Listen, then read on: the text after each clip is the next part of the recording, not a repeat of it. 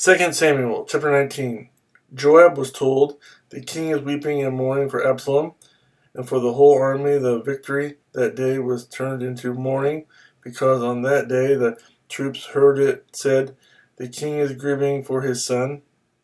The men stole into the city that day, as men steal who are ashamed when they flee from battle. The king covered his face and cried aloud, "O my son Absalom, O Absalom, my son, my son." Then Joab went into the house to the king and said, "Today you have humiliated all your men who have just saved your life and the lives of your sons and daughters and the lives of your wives and concubines. You love those who hate you and hate those who love you. You have made it clear today that the commanders and their men mean nothing to you. I see that you would be pleased if Absalom were alive today and all of us were dead. Now go out and encourage your men. I swear by the Lord that if you don't go out, not a man will be left with you by nightfall. This will be worse for you than all the calamities that have come upon you from your youth till now." So the king got up and took his seat in the gateway.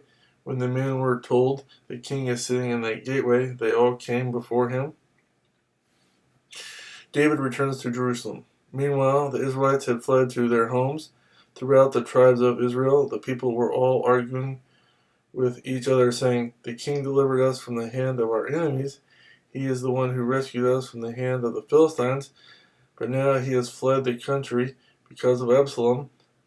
And Absalom, whom we anointed to rule over us, has died in battle. So why do you say nothing about bringing the king back?" King David sent this message to Zadok and Abiathar, the priests. "Ask the elders of Judah, why should you be the last to bring the king back to his palace, since what is being said throughout Israel has reached the king at his quarters? You are my brothers, my own flesh and blood. So why should you be the last to bring back the king and say to Amasa, 'Are you not my own flesh and blood?' May God deal with me, be it ever so severely, if from now on you are not the commander of my army in place of Joab." He won over the hearts of all the men of Judah as though they were one man. They sent word to the king, "Return, you and all your men." Then the king returned and went as far as the Jordan. Now the men of Judah had come to Gilgal to go out and meet the king and bring him across the Jordan. Shimei, son of Gera, the Benjamite from Bahurim, hurried down with the men of Judah to meet King David. With him were 1,000 Benjamites, along with Ziba, the steward of Saul's household, and his 15 sons and 20 servants. They rushed to the Jordan, where the king was. They crossed at the ford to take the king's household over and to do whatever he wished. When Shimei, son of Gera, crossed the Jordan, he fell prostrate before the king and said to him, "May my lord not hold me guilty. Do not remember how your servant did wrong on the day my lord the king left Jerusalem. May the king put it out of his mind. For I, your servant, know that I have sinned. But today I have come here as the first of the whole house of Joseph to come down and meet my lord the king." Then Abishai, son of Zeruiah, said, "Shouldn't Shimei be put to death for this? He cursed the Lord's anointed."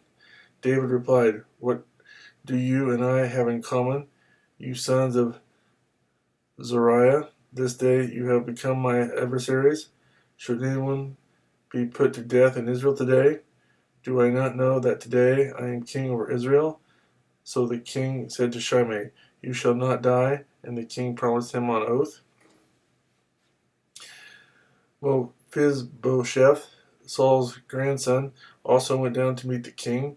He had not taken care of his feet or trimmed his mustache or washed his clothes from the day the king left until the day he returned safely. When he came from Jerusalem to meet the king asked him, "Why didn't you go with me, Mephibosheth?" He said, "My lord the king, since I, your servant, am lame," I said, "I will have my donkey saddled and will ride on it so I can go with the king. But Ziba, my servant, betrayed me, and he has slandered your servant to my lord the king. My lord the king is like an angel of God, so do whatever pleases you. All my grandfather's descendants deserve nothing but death from my lord the king, but you gave your servant a place among those who sat at your table. So what right do I have to make any more appeals to the king?" The king said to him, "Why say more? I order you and Ziba to divide the fields." Mephibosheth said to the king, "Let him take everything now that my lord the king has arrived home safely." Barzillai the Gilead also came down from Rogelim to cross the Jordan with the king and to send him on his way from there. Now Barzillai was a very old man, 80 years of age. He had provided for the king during his stay in Mahanaim, for he was a very wealthy man. The king said to Barzillai, "Cross over with me and stay with me in Jerusalem, and I will provide for you." But Barzillai answered the king, "How many more years will I live, that I should go up to Jerusalem with the king? I am now 80 years old. Can I tell the difference between what is good and what is not? Can your servant taste what he eats and drinks? Can I still hear the voices of men and women singers? Why should your servant be an added burden to my lord the king? Your servant will cross over the Jordan with the king for a short distance, but why should the king reward me in this way? Let your servant return, that I may die in my own town, near the tomb of my father and mother. But here is your servant Kimham. Let him cross over with my lord the king. Do for him whatever pleases you." The king said, "Kimham shall cross over with me, and I will do for him whatever pleases you, and anything you desire from me I will do for you." So all the people crossed the Jordan, and the king crossed over. The king kissed Barzillai and gave him his blessing, and Barzillai returned to his home. When the king crossed over to Gilgal, Kimham crossed with him. All the troops of Judah and half the troops of Israel had taken the king over. Soon all the men of Israel were coming to the king and saying to him, "Why did our brothers, the men of Judah, steal the king away and bring him and his household across the Jordan, together with all his men?" All the men of Judah answered the men of Israel, "We did this because the king is closely related to us. Why are you angry about it? Have we eaten any of the king's provisions? Have we taken anything for ourselves?" Then the men of Israel answered the men of Judah, "We have 10 shares in the king, and besides, we have a greater claim on David than you have. So why do you treat us with contempt? Were we not the first to speak of bringing back our king?" But the men of Judah responded even more harshly than the men of Israel.